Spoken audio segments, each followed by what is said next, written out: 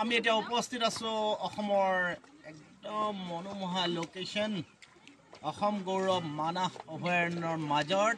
আৰু আমাৰ বেকি নদীৰ পাৰত এয়া বিশাল বেকি নদী আপোনালোকে দেখিছে একদম ভূটানৰ বুকুৰ পৰা ইমান ধুনীয়াকৈ ওলাই আহিছে এই নদী আৰু নদীৰ যি এই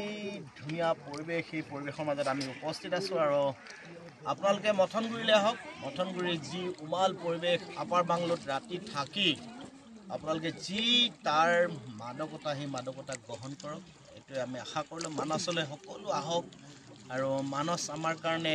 বুকুৰ আপোন কাজিৰঙা যেনেকৈ মানস তেনেকৈ পবিতৰা যেনেকৈ ওৰাং তেনেকৈ গতিকে আমি সকলোৱে গোটেই অসমীয়া জাতিৰ গোটেই জাতিটোক কঢ়িয়াই লৈ গৈছে আজি এই বেকি নদীয়ে আৰু এই বেকি নদীৰ পাৰত আমি এতিয়া উপস্থিত আছোঁ আৰু আমি আপোনালোকক দেখাবলৈ চেষ্টা কৰিম যে ধুনীয়া এটা পৰিৱেশ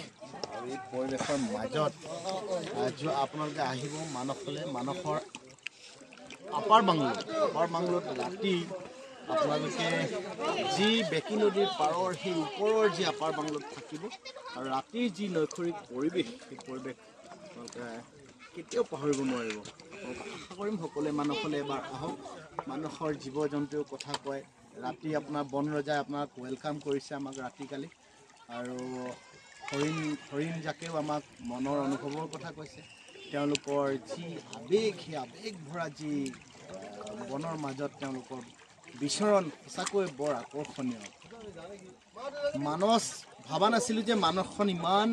ধুনীয়া হ'ব আমি আশা কৰিম কাজিৰঙাৰ দৰে মানসটো বহুত ধুনীয়া আপোনালোকে এবাৰ আহক ইয়াৰ প্ৰাকৃতিক পৰিৱেশ ইয়াৰ জীৱ জন্তুৰ যি বিচৰণস্থলী সেইবিলাক আপোনালোকে এবাৰ উপভোগ কৰক নতুন বছৰত মানসলৈ আহক তাকে আশা কৰিম